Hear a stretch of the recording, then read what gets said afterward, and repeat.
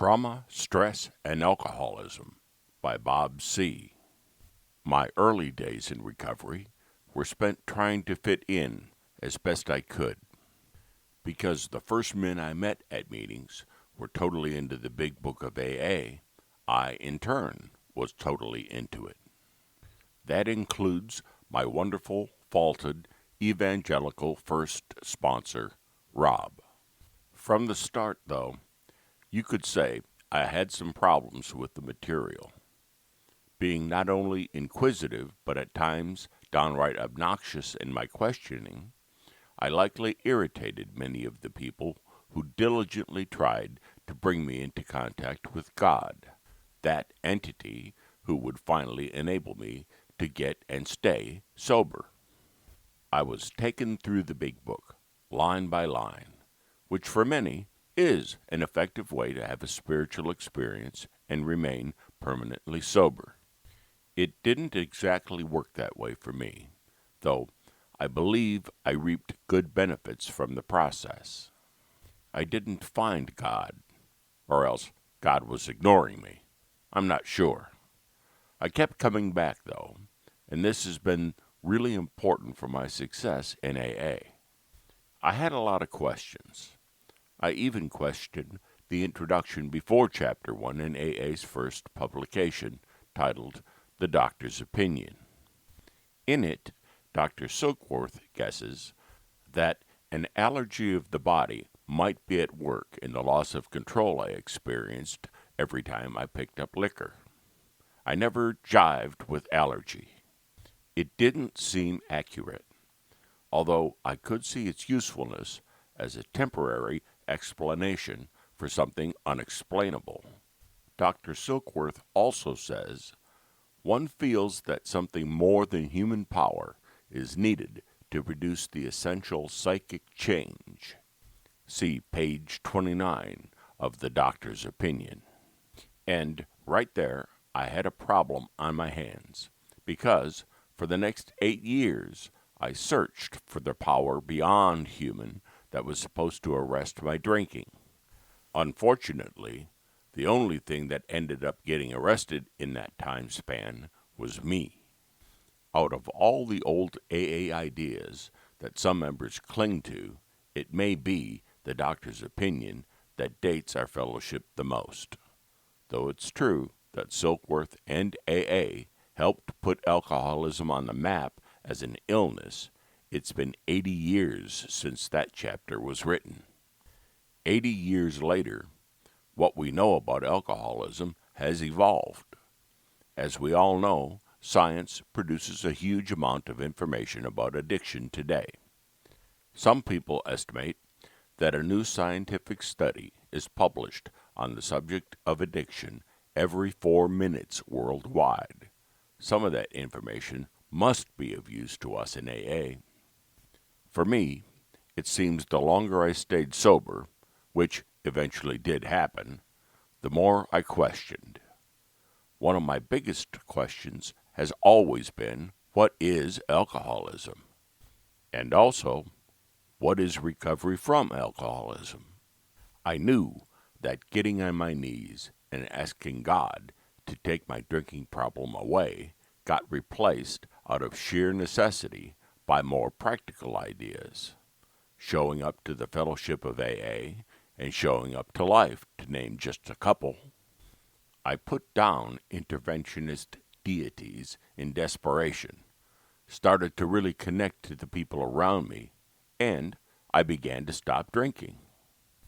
All the third step prayers in the world didn't produce the same therapeutic value, for me, of taking responsibility for my health and surrounding myself with others who were doing the same.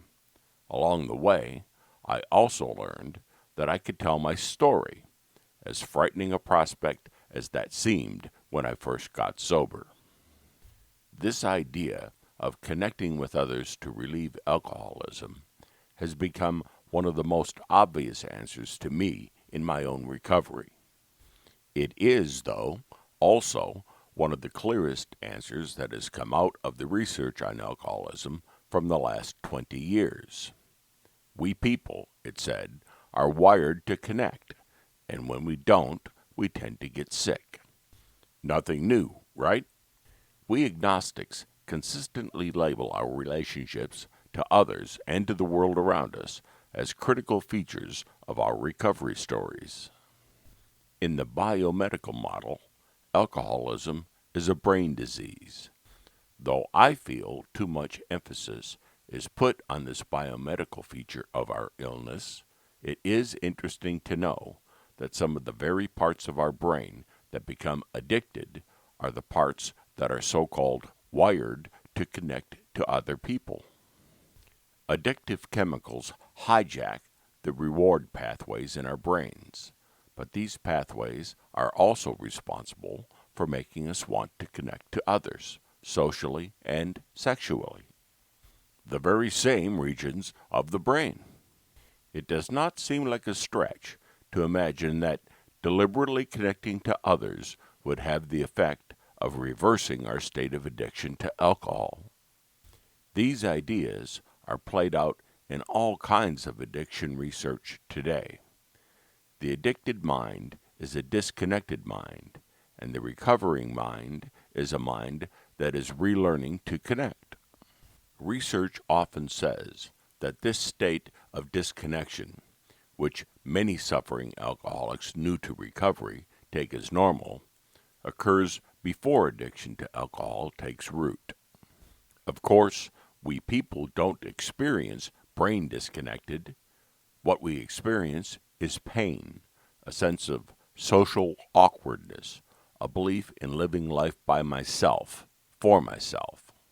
This sort of thinking is often the result of people being poorly treated over and over, which sets the brain up for compulsive, pain-relieving behavior such as ingesting alcohol. To understand the actual experience of how a chronically painful or isolated state can precede alcoholism, trauma researcher Bruce Perry uses the analogy of two men drinking a glass of water. One of the men takes a drink because he's somewhat parched. The other, however, takes a glass of water after a harrowing 10-mile walk in the desert. The second man's drink has relieved a much deeper thirst. For people who have experienced, for example, chronic childhood abuse or neglect, their first drink of alcohol at age 14 or 15 often has a far different effect than for someone who has not had such experiences. I found myself feeling a little more at home when I heard stuff like this. I never really got that I was born with this disease. It was too vague. I might have been a bit of a strange kid, but I wasn't close to the angry, fearful wreck I brought to the doors of my first AA meeting at age 25. I also knew that my first 4 beers, shared with my older brother John, relieved me of an enormous stress that had already begun to accumulate in me by age 13. On the weekends, I would basically run from my father's place, where it was strict and where I could never be good enough. I'd head over to my mom's in Toronto's West End, where my brother and I drank, hung around girls, and pretended we were cool. It seems fairly straightforward to imagine or explain why I kept heading to mom's and why I kept drinking. There's other really interesting research that talks about how chronic stress and pain can disconnect us and how this disconnection creates havoc in us humans. Dr. Stephen Porges of the University of Illinois works on what's called polyvagal theory. This research describes how our bodies are wired to connect, just as our brains are. Dr. Porges studies the areas of the body that are involved in speaking, hearing, and feeling for others, the areas, in short, that are wired to connect on a biological level. He calls the nerves throughout the heart, neck, mouth, and ears a social nervous system, which operates to automatically bring us into deep and loving relationships with other people. The problem is that when a person is constantly exposed to stress or danger, such as childhood abuse, or when people are exposed to sudden violence, such as during war, this social nervous system switches off. In its stead, people enter into fight or flight mode. A survival instinct takes over and replaces the social one. Once this happens, it can be very difficult to come back to a social frame of mind. Sufferers of post-traumatic stress disorder, PTSD, know very well how hard it can be to begin to trust, love, and connect again after being abused or exposed to horrible events. But people with less severe stress than PTSD suffer in similar ways, which make them vulnerable to compulsive pain-relieving behavior like alcohol addiction. I know that when I first came to AA, I was always on guard, distrustful, and ready to flee at the first sight of danger. It took me years to overcome this kind of reaction. I still struggle with it. Years of joking around, staying sober, laughing, being invited out, being confided in by others, all this slowly produced the reversal of a survival instinct which dogged me in early recovery. Fortunately, a more connected person has emerged, one who is not as likely to run or fight. Progress over perfection, though, right? I went from fighting everything and everyone to fighting just some of the time. I still feel the survival mode coming on when I'm struck in really bad traffic or when I'm feeling alone and haven't hit a meeting in a week.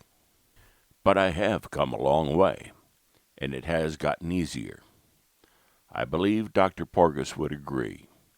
As we begin to connect again, and as our social nervous system turns back on, it really has its own momentum. Recovery, as it were, has its own momentum. If it seems a little strange that a disconnected body is partly to blame for alcoholism, it might seem even stranger that communities themselves can cause disconnection and addiction. Canadian psychologist Bruce Alexander studies addiction and its causes. His well-known rat park experiments provide scientific proof that rats do not become addicted when they are given the opportunity to live full, happy lives. Rats put into cages, however, become addicted very easily. When Bruce conducted rat experiments with addictive drugs like cocaine, he put some into cages, while others he put into a rat park, which had been designed based on what we know about white rats. Rats resist addiction, even to the most serious drugs, when they are free to play and socialize. The implication is that when rats or humans see the world as their cage, they will naturally manifest addictions, as well as a host of other psychiatric illnesses. Dr. Alexander sees addiction as an adaptation to painful circumstances, rather than because of exposure to addictive drugs. To him, alcoholism is normal and expected rather than abnormal or pathological. His work has demonstrated that when we people are deprived of rich culture and complex social connections, our mental health suffers. One of his best examples is his study of addiction problems of Aboriginal cultures, which disease theorists conveniently explain as a lack of biological resistance to alcohol. Dr. Alexander, however, has shown that North American Aboriginal people did not develop problems with alcohol until well into the 17th century, at the time when their cultures began to be systematically undermined, 200 years after first contact with Europeans. Since I have been well trained to think of alcoholism as purely an individual problem and disease, Rat Park has caused a huge shift in me. What I understand is that we don't walk out of our latest AA meeting into a community that preserves connection and deep relationship as goals by which we should live. In fact, it is quite the opposite. We live in what social worker Breen Brown calls a culture of disconnection. I can only feel for the newly sober drunk who exclaims to me, "Fine, I'm sober for the duration of this meeting, but what about the other 23 hours?" I nearly say a little prayer for him, because I know that our workplaces, larger communities, and sometimes even our families produce and promote disconnection rather than alleviating it. Connecting to the men and women of AA has been largely responsible for my recovery. I suppose that means that I was not beyond human aid. If I have had deep and unexplainable experiences of love and surrender, it was when I was laughing with my friends until I cried, or when I held the teary glare of a stranger at a meeting and allowed myself to feel their vulnerability and pain. The research I have read and continue to read about our illness does not seem to indicate that we are beyond human aid or that we are hopeless. It seems rather to indicate the opposite. About the author, Bob C. Bob C., 39, is a happy member in AA who just celebrated 6 years sober. He has a regular yoga practice, a cat, and a beautiful wife named Lisa. He writes regularly on addiction, mental health, and recovery, as well as poetry and short stories. His cat co-wrote most of his stuffy university papers while drinking feline energy drinks such as Red Tabby and Catnip Star. He has also written an article for AA Agnostica called The First 164 Pages.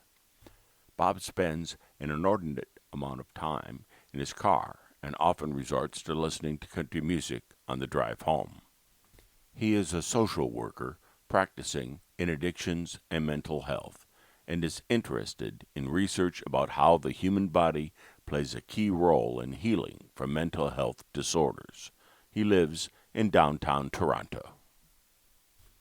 The original print version of this story, Trauma, Stress, and Alcoholism by Bob C., can be found on the website aabeyondbelief.com in the Personal Stories section, dated October 11, 2015.